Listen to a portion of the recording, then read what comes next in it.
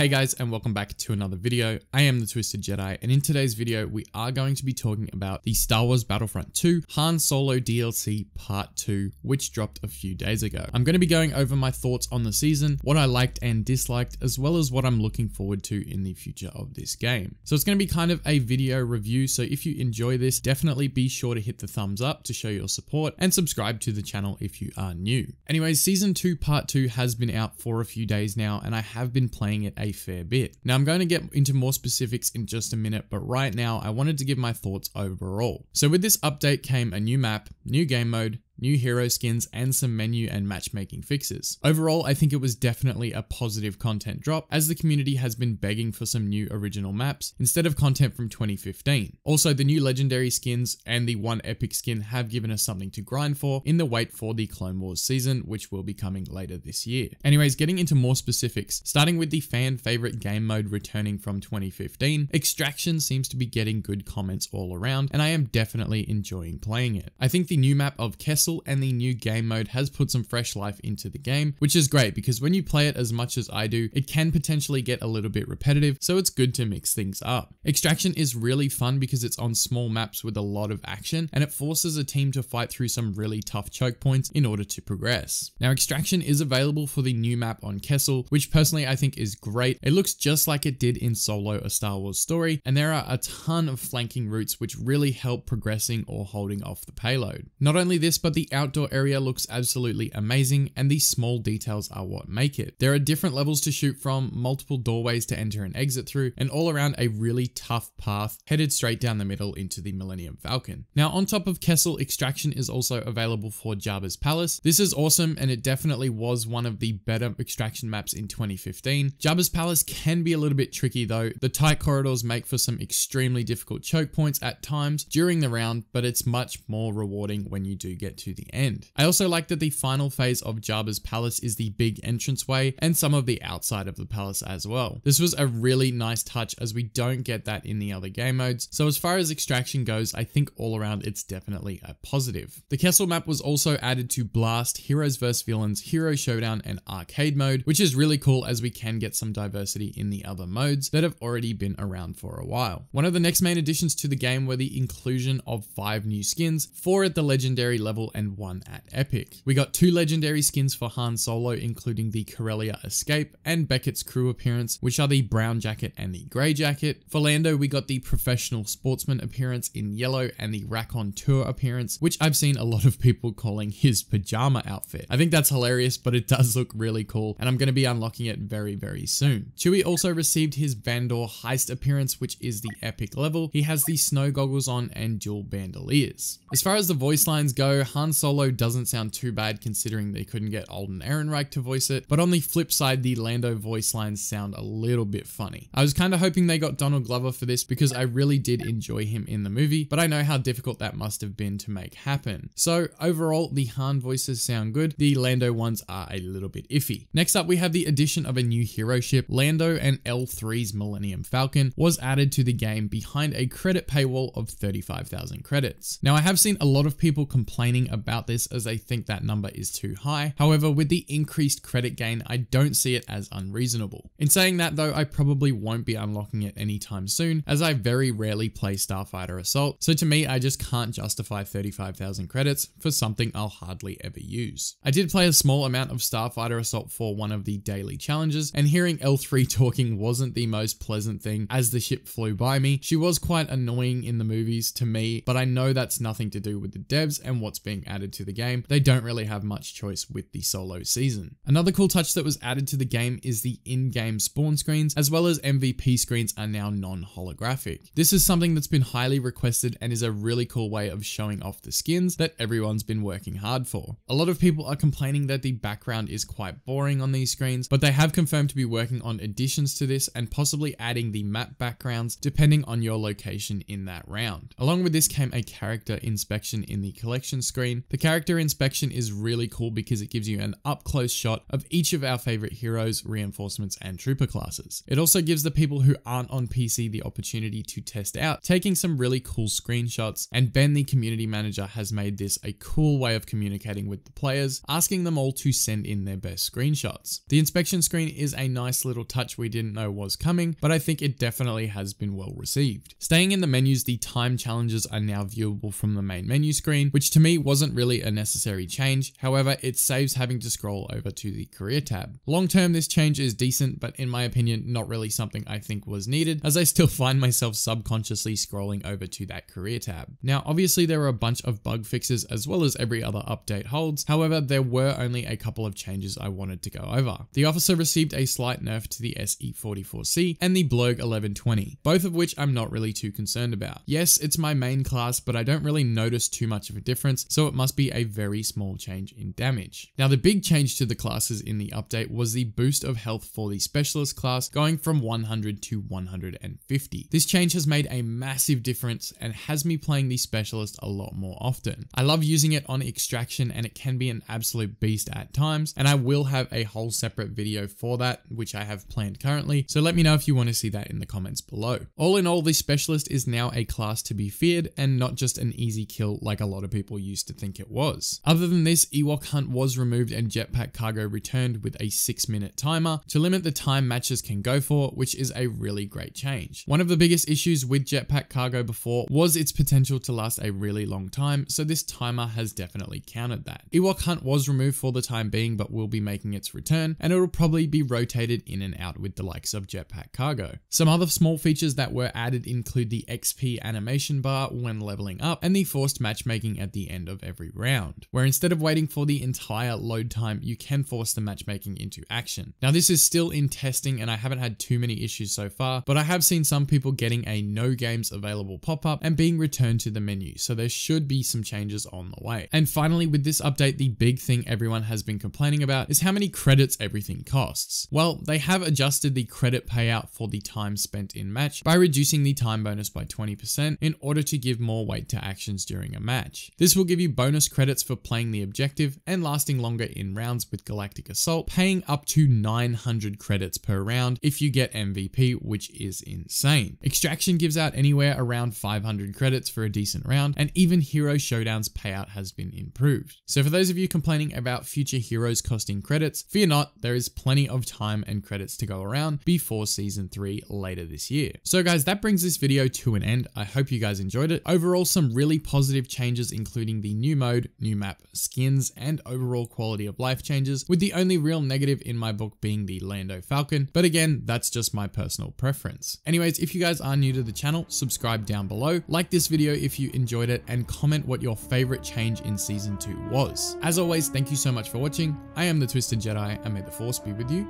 always. The Sith are all powerful.